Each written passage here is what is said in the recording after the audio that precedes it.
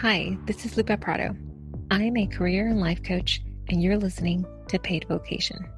In this podcast, I'll be sharing real stories of people who are doing work they love to help you find work that you love, whether that's a new role at your current company, switching careers completely, or starting a business. And if you're already doing work that you love, this podcast will be a place that you can come back to feel supported and uplifted. Thank you so much for listening. Sarah, thank you so much for being on the podcast today. Thank you so much for having me. It's an honor. I just read your book in 2 days. I loved it. I feel like I'm getting to talk to a friend. So this is really special. It makes me feel terrific. I'm so glad. I've heard from other people that it can be a pretty quick read and also that sometimes it's hard to put down. So those are things that I love hearing. It was. And then, I'm running around with the book with me. I have it here. The book with me around the house because my kids will take away my attention and then I'd carry it around to the next room. I'm like, okay, I'm going to get 10 minutes. I'm going to read some more. So I woke up this morning early. It was getting to a really important piece at the end. And so I wanted to make sure that I got to it before our interview today. Yeah. So thank you for being here. Okay. So I like to start every interview by asking guests, as a kid, what did you want to be when you grew up? Well, I really thought I wanted to be a large animal vet. I grew up on a farm. I loved horses. So in my little girl head, I thought I'll be able to take care of horses and dogs. And then I saw a vet taking care of a cow, and we'll just leave it at that. And I was like, oh, nope, that's not for me. I was like, oh yeah, nope, that's not what I had in mind. And how do you think that wanting to be a vet connects to what you do today? Probably not at all. Well, you read the book. Wanting to be a vet, even as a young girl, was connecting what I'm passionate about to what I wanted to do. And it took me a very long time to navigate my career into doing something that I'm really passionate about. So I guess there are a lot of reasons I didn't do that from the beginning, as you've read about, but I do think it's the instinct, right? The instinct to pursue something you really care about is the same in that little girl and the 52-year-old me, I would say. I love that. Well, and a quick question before we dive into the interview. You mentioned in your book at the very beginning, you said, one of my bad cats. And I just felt, I'm like, I want to know about these bad cats. Are they mean? Are they Oh, no, they're in everything. Well, there were two. They were rescues from a farm in Ohio, and a brother and sister, and the male passed away, unfortunately. So that was Howard Hughes. And I still have little Edie Beale. So I took them from this farm in Ohio, not my farm, but to my apartment in Manhattan. And I named them after famous recluses, Howard Hughes and little Edie Beale, because I thought they would live their whole lives in this tiny little apartment. So I love it. I was just curious. I was like, we're going to get to know these cats in the story. Yeah. And then we did it. And I was like, oh, I want to know. I'm going to ask her about the cats. Well, you might hear little Edie Beale anytime because she's very curious and needs to be around a laptop. So you talk about this in your book. For those who haven't read your book, can you tell us a little bit about how you got to the point of doing this thing you're passionate about and that you care about? Yes. Well, and what I've learned is that it's not that uncommon, but from a young age, I was always seeking external validation in the classroom, with my weight, with my looks, with jobs. And so I just kept climbing the corporate ladder, and my goal was to be the CMO of a Fortune 500 company. And I was sort of on my way. And the older I got, and the bigger the jobs got, and the bigger the titles and the teams, the less satisfied I felt. It took a long time to start to appreciate that it wasn't about this job or that job. There was also some things going on in me that I needed to address and work on through therapy. And then I call it a recalibration, right? To sort of recalibrate the way I thought about work, to sort of give myself permission to try something pretty radical, which was open an art gallery. I mean, so I went from working at, IMAX, Martha Stewart, Adobe, so these big global brands, to being a one-woman entrepreneur. So it's a pretty big shift. I don't know if that answers your question. Yeah, for sure. For There's a sure. lot in it, but it never occurred to me. I was so busy chasing gold stars. It never occurred to me to take a step back and think, why am I doing the work I'm doing? Does it fill me up? Is it the job of a job to fill me up? So there's a lot, we put a lot of pressure on work, right? And so sometimes it's not the job's job to make you feel good about yourself. It's the job's job to pay your rent. Yeah. Right. So I don't know, but there are lots of different.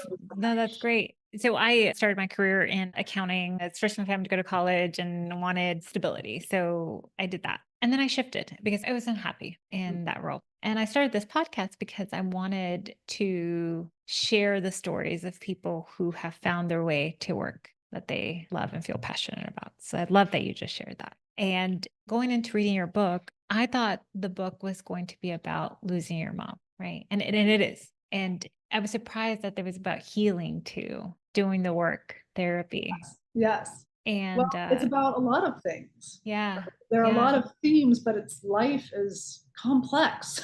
So I found that I couldn't write about just one thing without the relationship to the other thing. Yes. And there's love, which was beautiful. And surprising, right? So surprising. Yeah. I guess falling in love. There's a line. Who falls in love when their mom's dying? I guess me. Yeah. I was reading the book and then you introduce your love. Yes. And you said, oh, this was not an intimate thing. This is just another person who was going on this ride with me to this place. Yes. And then I thought, oh, okay. And then later when you reintroduce him and you said, oh, I'm starting to have feelings. I thought, oh my God, yes. Yes. I love it that people are like cheering for the narrator. Yes. I totally was cheering for you. And then I just thought, oh, this is so beautiful. It was a pretty profound year. Yeah. I stopped working, lost my mom a year after I'd lost my dad, fell in love with the right kind of person, finally at age 45. And then within a year, opened an art gallery. So there was a lot happening. Yeah, a lot of transformative. Well, it wasn't even just a year. What I love that you talk about the book is that, and that you made sure you made it a point, was that it wasn't just the year. It's the right word, combination or like culmination, I think. Yeah. Culmination of 5 years of therapy at that point. Yes. You've been working on yourself. Yes. Can you tell us a little more about that? I can. You hear a little bit of reluctance or hesitation, and I probably just need to get over myself because I wrote a whole book about it. But it's not a self-help book. I'm not a therapist. I'm not a life coach. But for me, none of these beautiful things were remotely possible without the therapy. I know that. I know with certainty that I would not have the life I have today had I not sought help. And I think for other people, that might be a life coach or a friendship that is a catalyst, whatever it takes. But it really helped me see myself in a new way, which I desperately needed. And when that happens, you start to see the world in a new way. And honestly, one of the things that for me is it made me so much kinder to myself, which in turn makes you kinder to other people.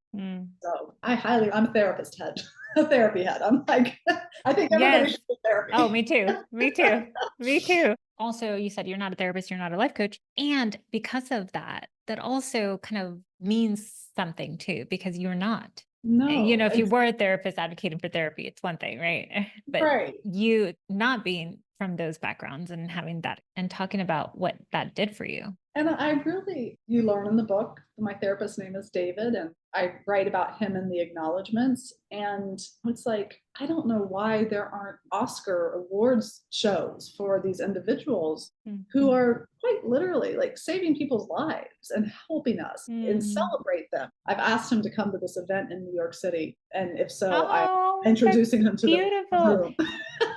And is David his real name? It is his real name. Okay. I don't know if you're familiar. I don't think I say his last name. No, you don't. Are you familiar with the book, Maybe You Should Talk to Someone? Yes, of course. And she changes his name. Her book, Lori Gottlieb's book, is one of the books that inspired mine. I mean, yeah, in some of those scenes. Yes. Yeah. I love her book. I love that you were talking about all the different facets of and you write it so beautifully. Like it's easy to read. Thank you. Yeah. Even at the beginning, I think right at the beginning, you start with It's the chapter called 4 Days Before That Day. And then you number everything. And I love the way you did that. You number a thing and you're just thoughts. And Howard Hughes, I missed that. One of my bad cats, Howard Hughes. There it is. Anyone who picks up the book will know that your mom passes away. Yes. In the book. And as I was getting to that point, you're kind of leading up to that point. And I started getting emotional. And as I'm reading the day that it happens, I get teary-eyed. And I started thinking about my own relationship with my mom. And my mom's still alive. Both my parents are. I'm very fortunate. It's interesting because it makes, I think, the reader, in this case me, right, reflect on my own relationship with my parents. Yes. I mean, show me a mother-daughter relationship that isn't complicated. Right? Yes. And I think that's like something that such a common experience for people. And then we tend to think, is this just me? Right? You see other relationships, right? So as I'm reading it, there's this emotion over your mom, emotion over my own mom, and thinking about the day that one day she won't be around. Even though I have a wonderful mom, it's still complicated. Yeah. It was really powerful. Yeah. Well, and I think people will experience that. Before we started this call, I said, I'm still adjusting to people responding to the book. My brother, my sister, my boyfriend, right? There were people that I thought would like it.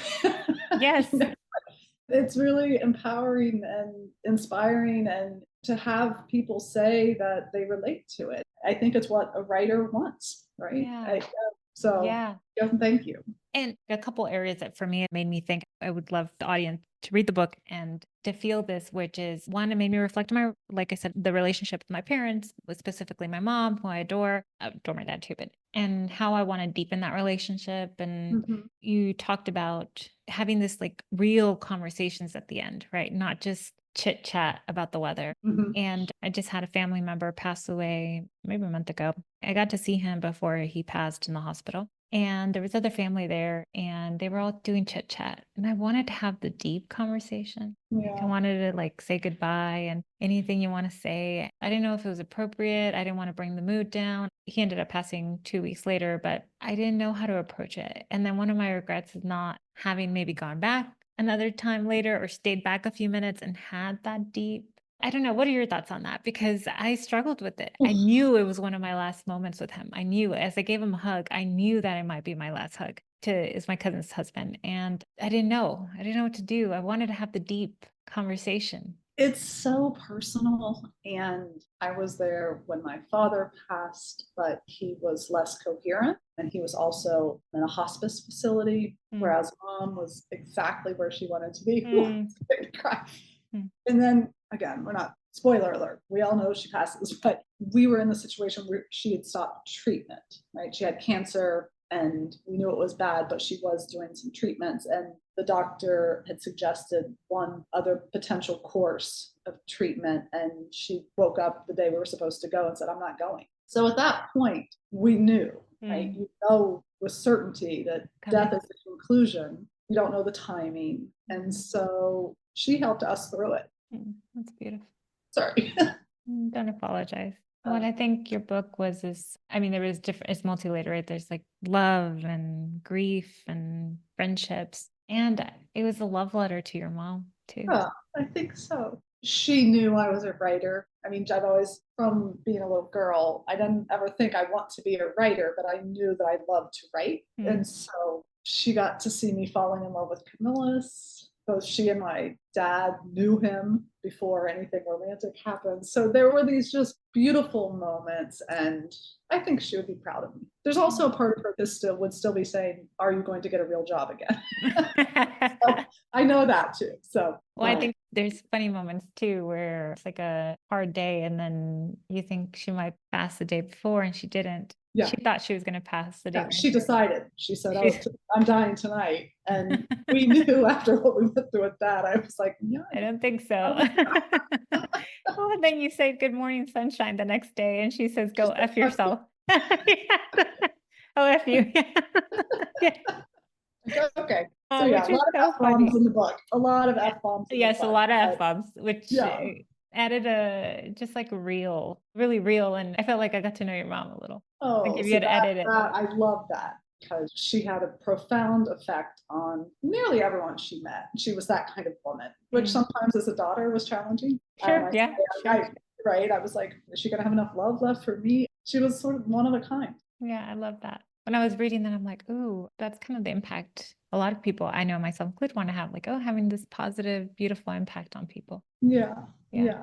Well, the second part too that stood out to me that made me reflect on my own life was your friends from your university. I mean, amazing. It's beautiful. Just Beautiful. So her friends from university, Sarah's friends, are there a few days before her mom passes. They fly into Ohio. And it just made me reflect, like, busy. I have a 6-year-old, a 3-year-old. Life is full. And okay, where are there opportunities to reconnect and to make more space for those friendships? people ask us, this group of friends ask us, like, how did that happen? And our best answer is we got lucky. The truer answer is that we always prioritized each other. And yes. I think a lot of husbands and boyfriends and partners had to know along the way, like once a year, twice a year, sometimes 3 times a year, these women get together and that they make it happen. And so Christy Tate, who is a wonderful writer, helped me with some editing. And she is the one who really honed in on that scene with the girls. She said in the first draft, I sort of casually mentioned that the girls climbed up in bed with mom. And Christy said, Sarah, that doesn't happen a lot. She said, you need to put more detail around that scene and show us and tell us what it felt like. And so it's one of my favorite scenes in the book. It's powerful. Yeah. Very powerful. And I believe one of your friends says it was one of the best gifts of her life. Yeah. After the fact, they all call me Corms. It was Brooks. She said, I'm so happy I was there. Yeah. It's such an intimate moment, such a vulnerable moment. You only allow your real friends into that. Yeah. And she just loved them. And they loved her. I mean, they had known her from college. So we just went to our 30th college reunion. Seems shocking. So yeah, they part of the family. Yeah. Well, and then how important that was to your own healing, right? Oh. You had your family, of course, and then this set of friends who supported you. I also, in talking about Camillus, is that how I pronounce it? Yes, it's Camillus. Camillus. I love, you said he, in a couple of instances in the book, you said through his eyes, he was sharing his strength. Yeah. I love how you worded. Go ahead. He loaned me his strength. Loaned you his strength. I loved how you said that. And he still does. And it's so beautiful. And I mean, I just feel so lucky. And the timing of it was so surreal. And it's a physical thing, not sexual, but physical, like just that the power of human touch and just reaching back and putting his hand on my leg. Or there were so many moments of that. And again, I feel really, really fortunate that, and I don't know if I say this in the book, I know I've said it. I gave a talk once about how terrible it is to go through the loss of a parent. And if you have 2, you're probably going to go through it twice. And even in the best scenario, and I think my mom's was the best possible scenario, which is we have a strong, wonderful family, community. We had the financial means to have help. These nurses who were lifesavers, right? And friends. And so you think about how painful it is. And even with all that, it's painful. But then the gratitude hits. And that's something I didn't anticipate. Just this overwhelming feeling of gratitude about having these relationships and the support through this terrible loss. There's beauty in that. And that, I hope, is in the story.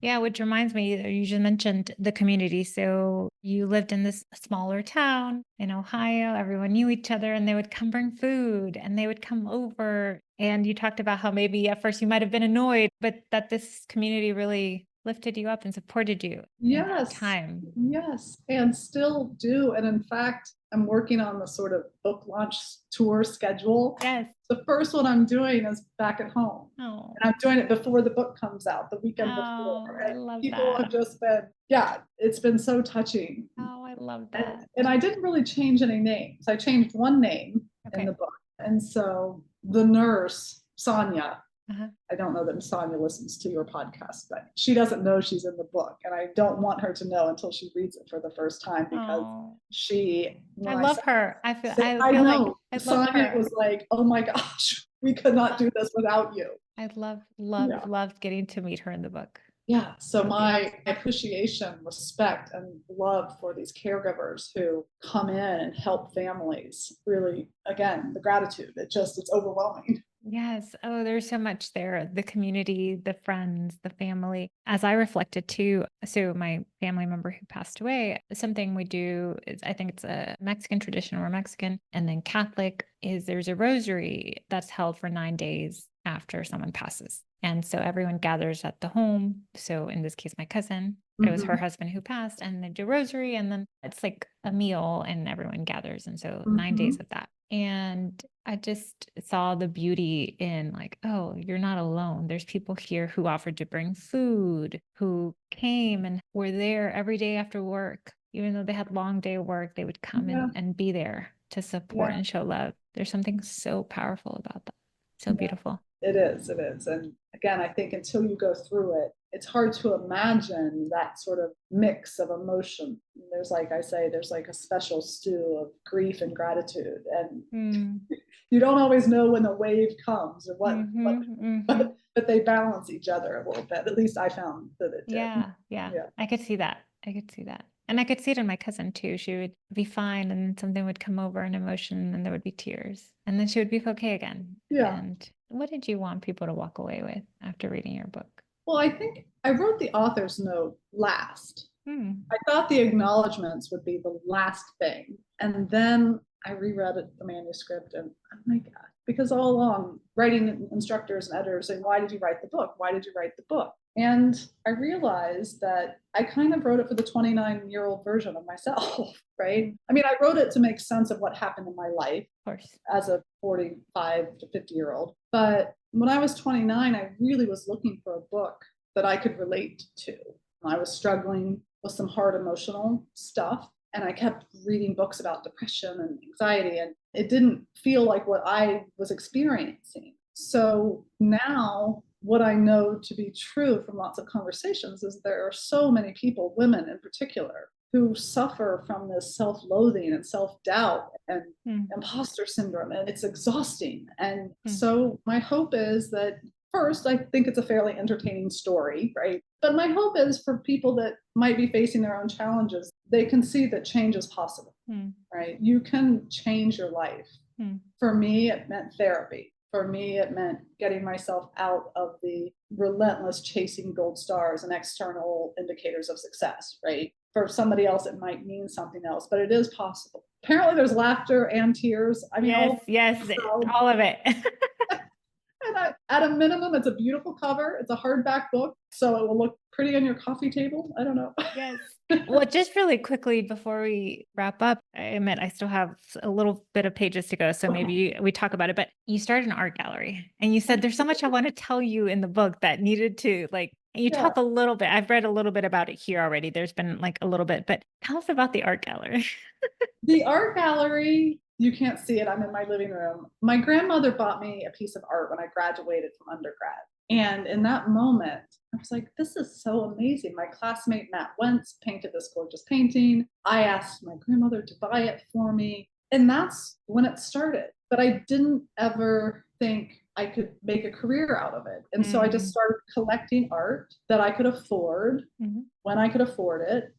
And especially later in New York, in these New York City apartments, people would ask, how do you have all this art? And I sort of casually be like, well, how do you not have art? I don't know, I just buy, right? And so then when I came back to Ohio, I took a full year off and vowed I wouldn't do anything professionally. It didn't work, no consulting, just clear your mind, get through mom's death. And so then I was like, oh, I'll just do a little pop-up.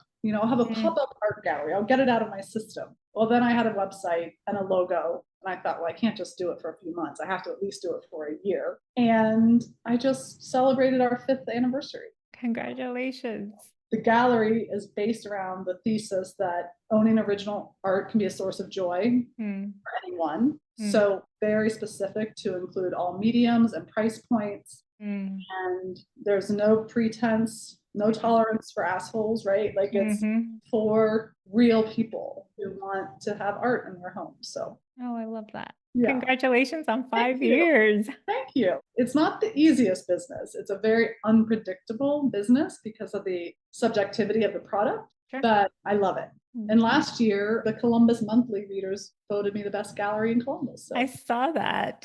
Yeah. Congratulations. That's amazing. Yeah. Well, tell us, where can people find your book? Where can people learn more about you? The best place is probably the website, sarahgormley.com. I also post on Instagram almost daily. People are sort of following along the publishing journey. The gallery is sarahgormleygallery.com. Clever branding.